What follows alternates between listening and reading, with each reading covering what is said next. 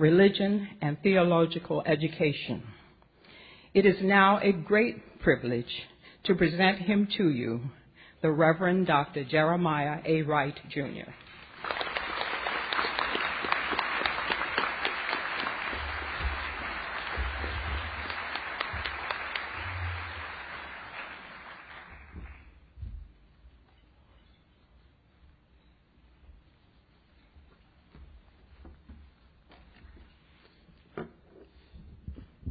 Good morning.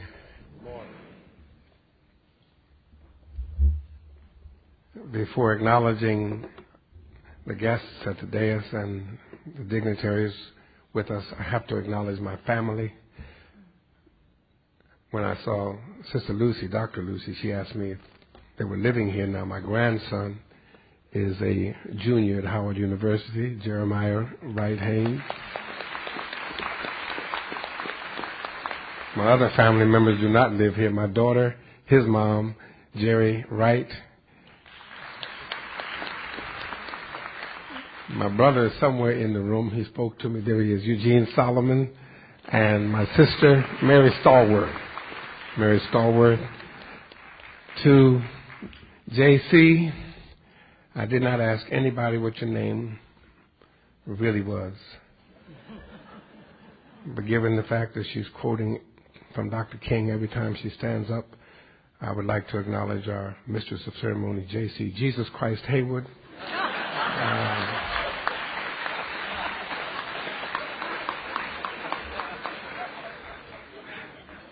To my Presbyterian sister, the Reverend Dorothy Wright, Reverend Dr. Dorothy Wright, to the Chair of the Board of Directors,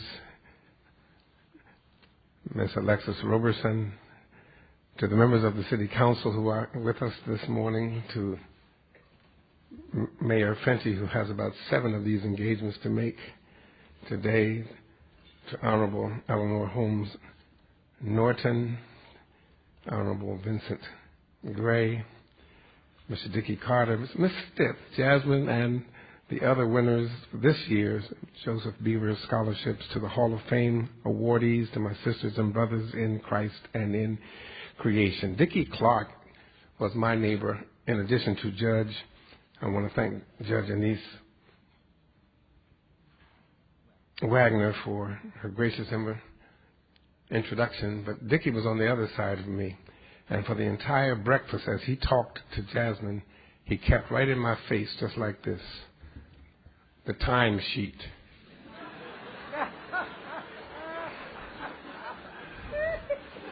Letting me know how many people had how many minutes on the program. 35 of my minutes had been used up. So let me hurry and do what Britney Spears told her husband. I'm not going to hold you long.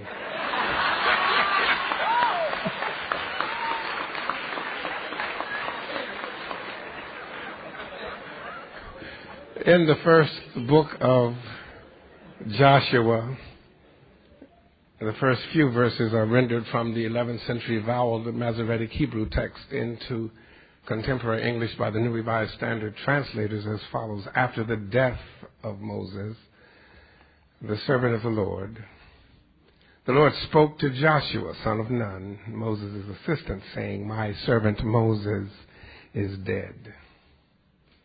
Now proceed to cross the Jordan, you and all this people, into the land that I am giving to them. Skipping down to the 5th verse, he says, as I was with Moses, so I will be with you. I will not fail you or forsake you. And I'd like for you to consider with me this morning at your 23rd annual breakfast the theme, the challenge of change. The challenge of change. The people of promise in this passage in the first book of Joshua, the people are facing some awesome challenges in terms of change. They're standing on the precipice of change, about to become and to be in the world in a way that they had never been before. They're facing a change in leadership, they're facing a change in location, and they're facing a change in lifestyle. These are some serious challenges that are before them in the opening verses of this first chapter. The change in leadership was unprecedented for everybody in this first chapter, in the first opening days of Joshua's ministry in the faith community. With the exception of Joshua and Caleb, think about this, with those two being the exceptions, everybody else, all the other people in this passage, all the people who had been in Egypt were dead. All of the other people who had known the pain of slavery were dead.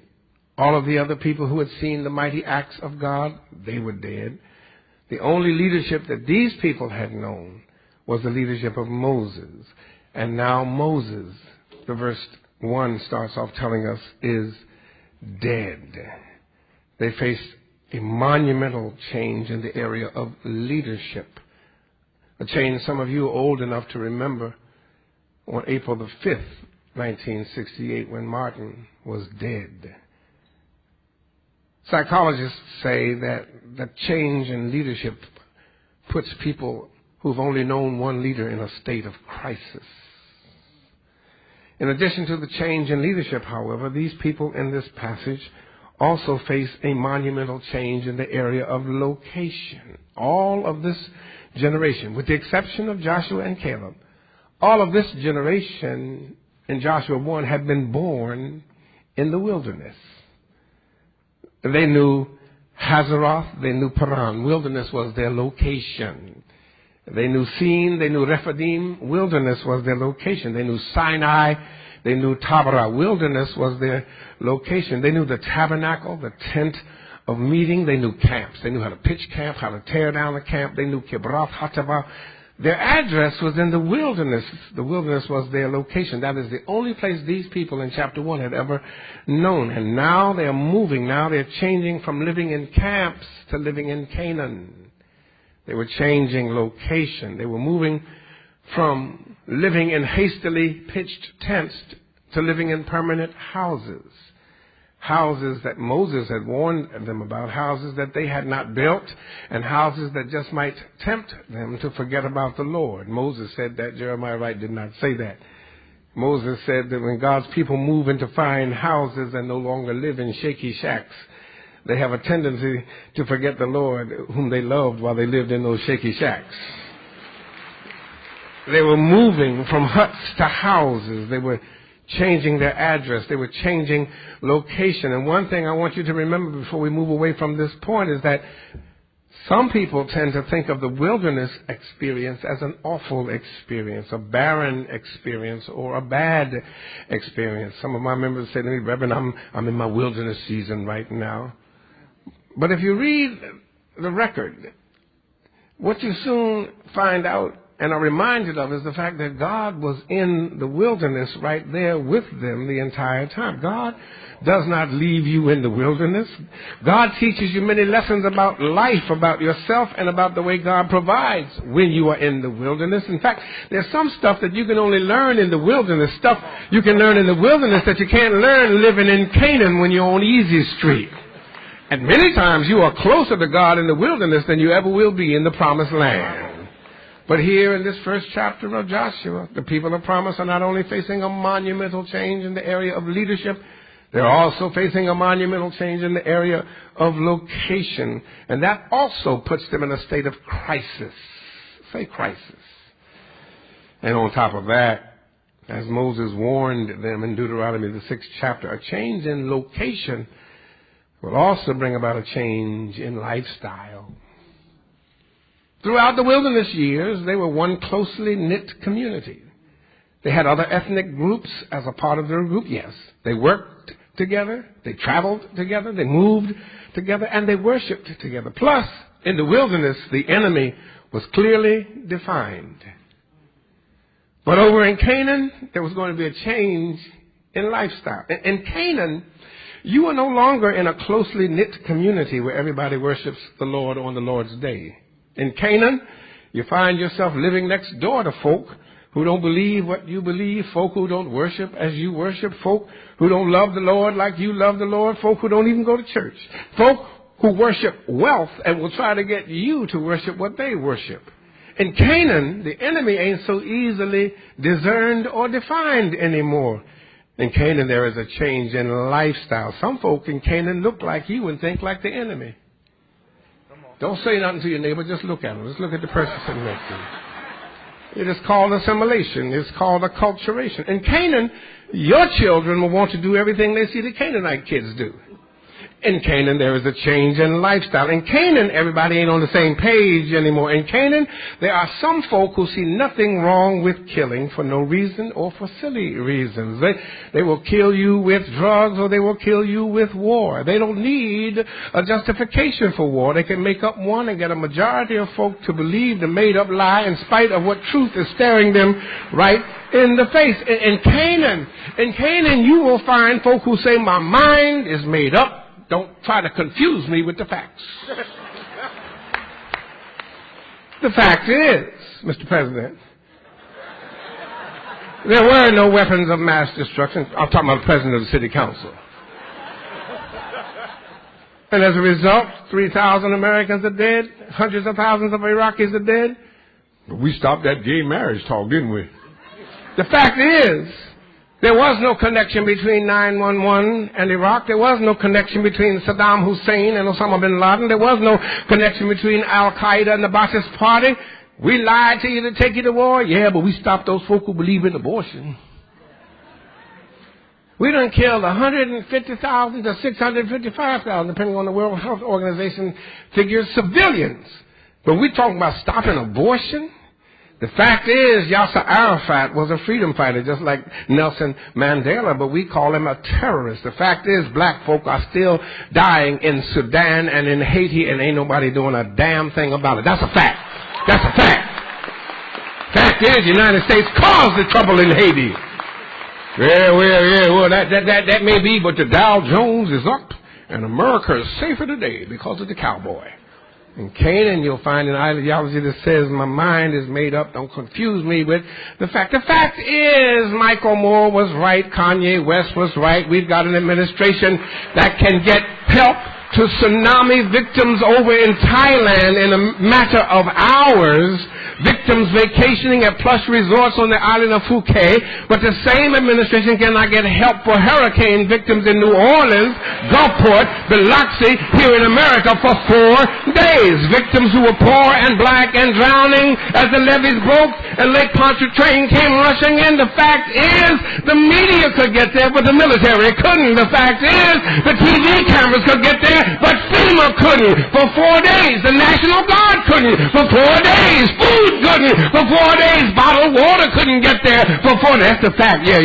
But see, there were looters and snipers there. What about the lost and the suffering? What about those drowning? Well, they were black and poor, so it really didn't matter. And Barbara Bush said they're better off now in the Astrodome than they are in New Orleans and slums. And you all tell me it's not a matter of race. Even Condi said race was not involved in T.D. Jakes sold his people out for presidential approval. Hell, Ray Charles could see that. In Canaan, you will find an ideology that says my mind is made up. Don't try to confuse me with the facts. The fact is, Martin Luther King was more than a dreamer. As Congressman Norton said, he was a doer. His ministry was much more than what took place here on the mall. His ministry was about the poor, not prosperity. His ministry was about international peace, not the children, for the children of God, not pimping the people and children of God. His ministry confronted an evil government. It did not cooperate with an evil government. Those are the facts, but we want to know. No, our minds are made up to lock King in a jail much worse than the Birmingham jail. We're determined to keep him on lockdown in an I have a dream penitentiary of impossibility given the reality of white supremacy. The fact is, Dr. King opposed militarism, capitalism, and racism. That maniacal menage a trois that was and is leading humanity straight down a one-way street to mutual annihilation. That is the fact about Dr. King's ministry. But our minds are made up to live in fantasy land on the corner of Fiction Avenue and Wishful Thinking Boulevard. We refuse to deal with the harsh truth of King's ministry, which makes us uncomfortable. We choose, rather, to keep perpetuating a lie that keeps us comfortable, dreaming of a past that never was, and wishing for a future that can never be if all we do is join hands and sing "We Shall Overcome" once a year. We need to join hands and work together, not sing together. We need to work together to tear down the stronghold of insanity that is keeping us turning on each other rather than working and walking with each other. We need to join hands and work together, not sing together, to end poverty, to end war and war profiteering, Cheney, to start a national health plan and to assure that every child has an excellent education based on their ability to learn, not based on their ability to pay. Those are the facts confronting us in Canaan. But in Canaan, there's a ruling ideology that says, my mind is made up. Don't confuse me with the facts. My mind is made up. There still are some weapons of mass destruction. We just ain't found them. My mind is made up. There was no problem with the levees. It's those lower class poor folk. My mind is made up. The Superdome is rebuilt. The New Orleans Saints are in the championship, and a rebirth has taken place in New Orleans after Katrina. What about the lower ninth ward, dummy? My mind is made up. Stop trying to confuse me. But the fact is, Eleanor, with no vote, you have no voice. With no vote, you do not count. With no vote, you do not matter. With no vote, you are overlooked. With no vote, you are ignored, kicked to the curb, and treated with the same disdain and the voiceless, faceless, nameless, dead citizens of Baghdad and Fallujah are treated. That's the fact. Maybe, just got a hot flash. Maybe the maniac from Texas should declare a preemptive strike on D.C. D.C., that's the disgrace of colonialism, and by presidential fiat grant you the vote.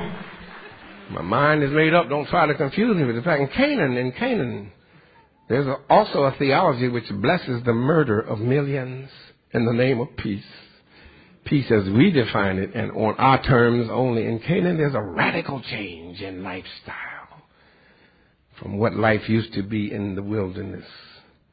And that also causes a tremendous crisis that faces the people of promise in this text. They face a change in leadership, they face a change in location, and they face a change in lifestyle. The Chinese, however, give us a lens through which to look at these crises that they face and the crises that we face in order to see how God would have us effectively face this challenge of change. 40 years after Dr. King made his speech, preached his sermon in the Riverside Church against an illegal war that we were led into, an unwinnable war that we were led into, an unjust war that we were led into by a president from Texas, Lyndon Baines Johnson, who told us a lie about the Gulf of Tonkin. Something about the water in Texas. Chinese give us the lens. The Chinese, as you know, write in characters. They look like little pictures. You see them all up and down each street. Those characters are like the Ghanaian language. In Ghana, there is a sophisticated system of symbols called the Adinkra symbols. The Adinkra symbols, that's a form of writing like the Chinese have, which Westerners look right at, did not understand, because the assumption was that black people from Ghana, they're ignorant. They didn't write like Europeans. No, they had their own system of writing. And just like the Chinese, one symbol in the Adinkra symbols contained and still contains a host of meaning and some powerful lessons. I was installed as chief of the Gadangme people in Katamansu. And on the stool I was given, there's a symbol which in the Akan language says Jie Nyame. If you don't learn anything else on this King holiday, I want you to learn one Akan term. Say Jie Nyame. Make that nya, nya, J-Nyame. And that one symbol, J-Nyame, means nobody but God. That one symbol, J-Nyame, means there is none but God. That one symbol, J-Nyame, means there is none above God. That one symbol, J-Nyame, means nothing but the grace of God. That one symbol, J-Nyame, means if it had not been for God. That one symbol, J-Nyame, means I'm only able to be here because of God. That one symbol means what we say in the black community, but God. Somebody say, but God. Man meant it for evil, G-A-Nyame, but God turned it around into good. Man instituted slavery, G-A-Nyame, but God set the captives free. I don't know. I didn't know how I was going to make it, G-A-Nyame, but God made a way out of no way. Life has handed me a crooked stick, G-A-Nyame, but God can take a crooked stick and still hit a straight lick. The Adinkra symbols and the Akan are a sophisticated system of communication where there are proverbs, sermons, lessons, maxims, all conveyed in one symbol. And so it is also with the Chinese symbols. The Chinese characters contain meanings that are multiple and layers and layers and layers upon meanings that are powerful. Now, looking at the crises created by the changes these people are facing and the changes that we have to face, each one, a change in leadership, change in location, change in lifestyle, brings a crisis. But the Chinese character for the word crisis is simultaneously the character or the symbol for the word opportunity, which is to say that every crisis we have to face is also an opportunity for God's grace. Every crisis that comes up into our lives is an opportunity that is given to us that we did not have before. Every crisis that shows up in our lives is an opportunity for God to show out in our lives. And when you look at the crises confronting the community in this Joshua 1 text and in our lives, what you see is an opportunity that God gives us for facing the challenge of change. 2007 is not 1967. Look at what the text teaches. First, we're given the opportunity to learn from the past. JC had you turn and meet your neighbor at your table. Those of you sitting with strangers, turn back to your stranger neighbor. Say, first of all, I forgot your name, baby. Turn to your neighbor, Say, I forgot your name. That's quick. Now tell your neighbor, learn from the past.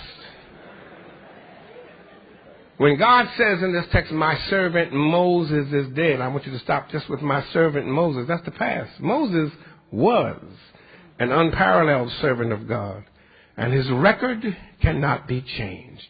His record is open, it is honest, and it is inimitable. A lot of leaders try to cover up their pasts. They try to fabricate a past, or we try to mythologize their past. We want spotless, squeaky clean, make-believe, heroic figures for our children to see. No. We need to teach our children. Our leaders were human, all of them, and they messed up. Moses messed up. And the record does not try to cover it up. Moses was a murderer. Moses was a fugitive from justice. Moses was hot-headed and short-tempered. Moses married a woman who was not Cablasian. She was pitch-black, Nubian, Cushite. And Moses was henpecked by his black wife. She had to circumcise him. Moses got mad at God, and Moses got mad at the people of God. It's in his bio. He doesn't lie about it. Moses doesn't say he served in the National Guard when the record says something else. He just tells the truth. And look, God calls him my servant. My servant, Moses, in other words, was not perfect, but he was my servant. Nobody is perfect. Turn back to your neighbor. Call him by name. You just found out the name again. Turn back to your neighbor. Call him by name. Say, this is going to catch you by surprise. Tell him it's going to catch you by surprise. But look him in the eye and say, you ain't perfect. But God can still use you. Moses was not perfect, but God used Moses. We need to learn from that. We need to look at Moses' track record, his mistakes and his miracles, the burning bush and the burning temper, his need for help from Aaron and Hur, and his need for reassurance from the voice of God, his fear about Pharaoh and his faith and trust in God. We need to look at the past and learn from the past. Don't try to do away with the past. Learn from the past. Don't try to debunk the past.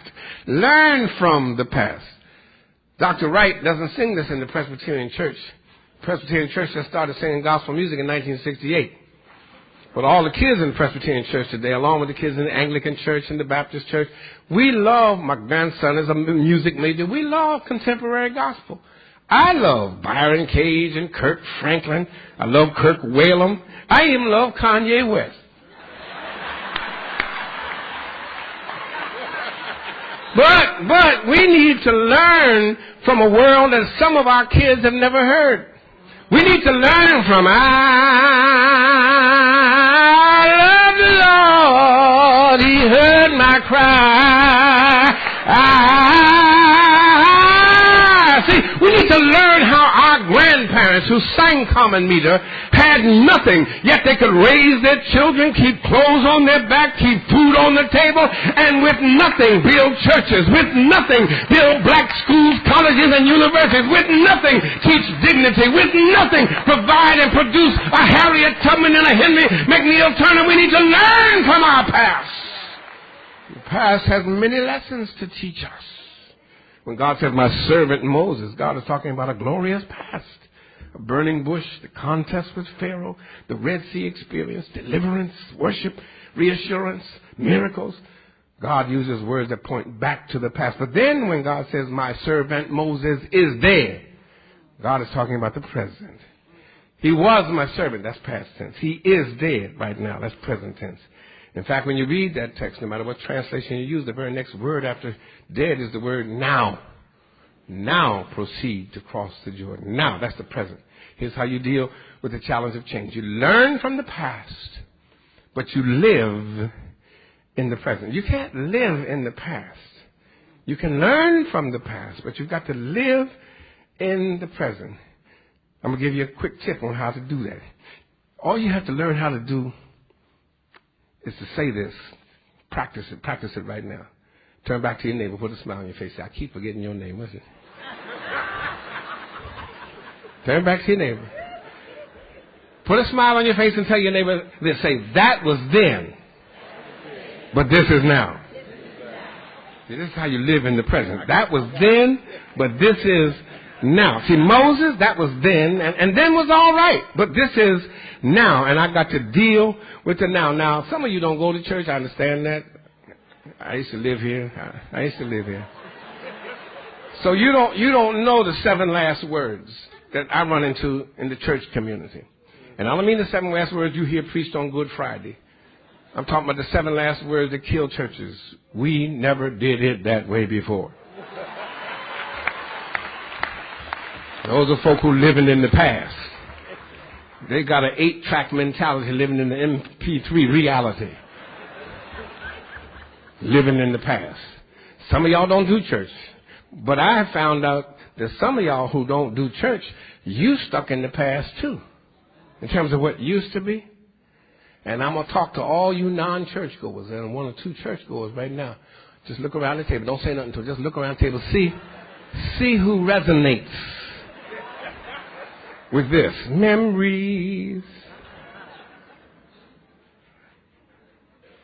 Like the corners of my mind. Misty watercolored memories of the way we were. Scattered pictures of the smiles we left behind. Smiles we gave to one another of the way we were. Can it be that it was all so simple then? Or has time rewritten every line? If we had the chance to do it all again, tell me. See, the way we were, that was then. This is what? Now. I found out a lot of folk can't live in the present and don't want you to live in the present. They don't want you to move from your then. See, they don't want you to move on with your life. Why? Because they don't have a life. No. They want to drag you back to what used to be. They want to constantly remind you of how things used to be. See, you tell them, when they step to your sister, when he steps to you, tell them that was, and this is. Now, some of y'all still looking at me funny right now. Some of you right now, you got numbers in your cell phone that you should have deleted from. That was then. And this is now. You can't live in the past. You learn from the past, but you live in the present. And in the present, we've got some challenges to address right now. The Congresswoman lifted up one. Militarism is a challenge we face right now. Home rule is a challenge we face right now. Unbridled materialism in the face of incredible poverty is a challenge we face right now. Racism is still alive and living in America unconfessed and unafraid. That's a challenge that we face right now. Sexism, domestic violence, HIV, AIDS, not just in Africa, but a few blocks from right here. Those are challenges that we face right now. We've got to live in the present and see each of these challenges as an opportunity to do something positive that will leave a better world for our children than the world that we inherited. Drugs in our schools, drugs in our homes, drugs in our communities, and I don't mean just the drug users and the small-time drug dealers. I mean the big-time suppliers and the governmental and military cooperation with the big-time suppliers. Last time I checked, didn't nobody black, not even Johnson, who used to own me, he don't own no plane flying, no cocaine from Colombia up here. We got to do something about the suppliers. These are challenges that we face right now in the present. We learn from our past, but we live where? In the present. 44 million Americans with no health care. That's a challenge we face in the present. Money for bombs, but no money for bread or for books. That's right now. Money for killing people, but no money for curing people. Money for the CIA to torture people, but no money for the AMA to treat people. Money for the FBI, the TSA, and the NSC, but no money to fight the terrorists called HIV. Those are challenges that we face right here in the present. We learn from the past, but we what? Live in the present. That was then, this is. We can't live in the back then. We got to live in the right now. And this text teaches us to learn from the past, but to live in the present. When somebody says, how do we face these challenges? It's right there in the text. We face these challenges by looking to the future, and we look to the future by listening to his promise. Listen to his promise. Verse 3, every place that the sole of your foot will tread upon in the future, I promise you. From the wilderness to the great sea shall be your territory. That's a promise. No one shall be able to stand against you all the days of your life. That's a promise. As I was with Moses, listen to this promise, so will I also be with you. Listen to that promise. As I was with Martin, so will I also be with you. Listen to his promise. I shared at the Howard University community several years ago the story that makes this last point come true and come alive. The point I want you to hold on to as you go out on this King birthday, listening to his promise, determined to do something about the man whom we honor in word today. The story comes from the city of Chicago almost 2 decades ago now, on the Monday following Father's Day. In the Chicago papers, there was a human interest story way back in the second or third section of the newspaper that I have maintained across the years ought to have been on the front page of the newspapers. It was a daddy-daughter human interest story about Father's Day. A father and his daughter were out on Lake Michigan. Those of you who've never been to the Midwest, Lake Michigan is much deeper than Haines Point or Chesapeake. It holds warships. It's at places a quarter of a mile to half a mile deep. And the daddy and daughter in a rowboat, just enjoying Father's Day with a lunch, rowed from 79th Street down to the 55th Street waiting beach, laughing and talking and listening to the radio. This is long before iPods and MP3s. Had a little portable. when suddenly the rowboat sprung a leak in it, and within a matter of seconds was at the bottom of Lake Michigan. The problem was the father could swim and the child could not. The father, however, had had an aortic valve replacement, and he was not strong enough to pull his daughter in 100 yards to the waiting beach. But he had taught his daughter to float, and he said to her, "Do you remember how Daddy taught you how to float?" She said, "Of course." He said, "What I want you to do is roll on your back and float." He put his hands under her. She said, "I don't need your hands. I can float." So he slowly pulled them out. He said, "Here's what I want you to do. I want you to float until Daddy comes back for you. I promise. Listen to my promise. I promise you I'm coming back. Okay?" She said, "Okay, Dad." And he swam the 100 yards in. The problem, I said a moment ago, however, was that the 55th Street beach is a wading beach, a swimming beach with no boats. There was no swimmer there who could make the 100 yards back. By the time he got in, they couldn't see her. So a car took him down to 79th Street. No more boats left to rent. Then to 22nd Street, where the Coast Guard was. He got on a Coast Guard cutter, and they started making sweeps from 22nd Street to 79th Street. 200 yards out, 500 yards out, quarter of a mile out. 2 hours had elapsed, half a mile out. The sun was beginning to slowly head toward the horizon. And the Coast Guard captain said, "Sir, we're going to have to call off the search until tomorrow." He said, "No, you can't do that. You have to make at least one more sweep, please."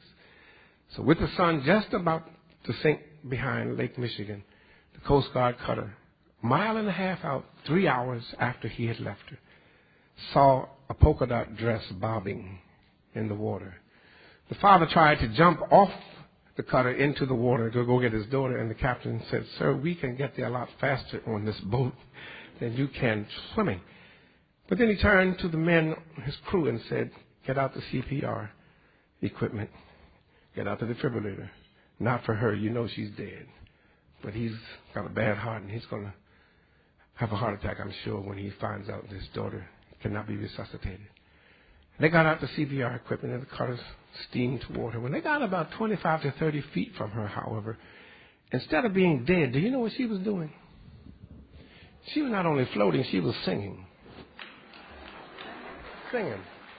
She was singing on the water, "Be not dismayed, whate'er betide. God will take care of you. Beneath his wings of love abide. God will take care of you." When they pulled her aboard, they said, "Baby, do you know how much time has elapsed? How in the world were you able to hold on all of this time?" She said, "It was easy. My daddy said, listen to his promise, and he promised he was coming back for me, and my father has never made a promise that he has not kept."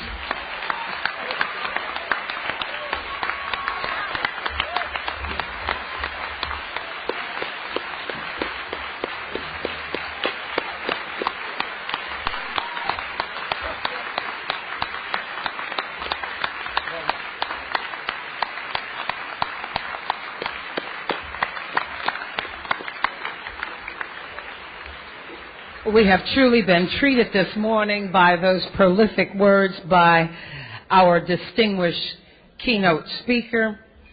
I was trying to say something at the beginning of the program when we heard that wonderful musical selection by Miss Bonnie Burnett, but our erudite speaker taught me that it's G-I-Yami. That's the word that I wanted to say, G-I-Yami. That's why we are here today, and we thank him for that lesson. Dr. King said in his